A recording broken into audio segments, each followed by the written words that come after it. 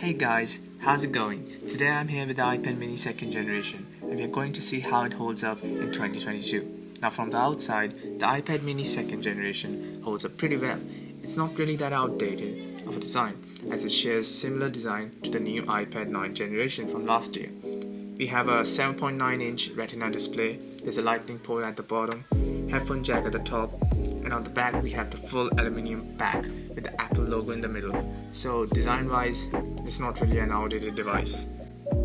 Now in terms of software, again, this iPad is surprisingly not that outdated either.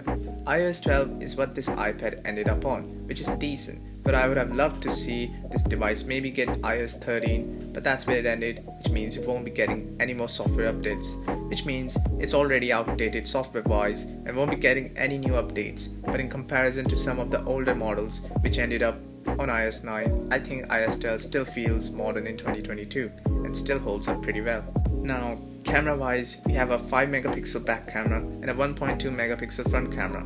Now the camera setup has definitely aged the most. The back camera can still record 1080p, so that's neat, but besides that, there's not a lot going for this camera setup. However, if you use this camera setup paired with something like Snapchat, you can get some decent results. Or if you use this camera setup for FaceTime, video calls or online classes, this should be more than enough. But other than that, I can't recommend this camera setup for any serious photography. Now, this iPad has the Apple A7 chip inside of it with 1GB of RAM. Now, you'll expect slow performance, right? But surprisingly, it's pretty smooth. Don't get me wrong, this is in no way a fast device, but for a 2013 device, I am surprised how smooth it works in casual use. If you're using this for media consumption, watching YouTube, Netflix, then this gets the job done. Now, will I recommend this device in 2022? Well, it really depends on what you're looking for. If you're someone who hasn't used an iPad or a tablet before and want to pair a tablet with your laptop and a smartphone, then this iPad will be a good addition to your already current setup. But don't expect this iPad to be your main device, your daily driver. If you are someone who needs an iPad for media consumption and FaceTime, then this gets the job done. Or if you're looking to enter the Apple ecosystem at a cheap cost, then the iPad mini 2 is a good option. It has iMessage, FaceTime, and all the basic Apple ecosystem functionalities, but it does lack the more modern features like the emojis.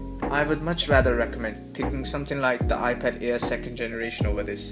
But if you own or have recently bought an iPad mini 2, I think it's completely fine to keep using it. But considering the iPad mini 2 is outdated in a few departments and we are already seeing app support at a decline, you may see this device be obsolete in a couple of years.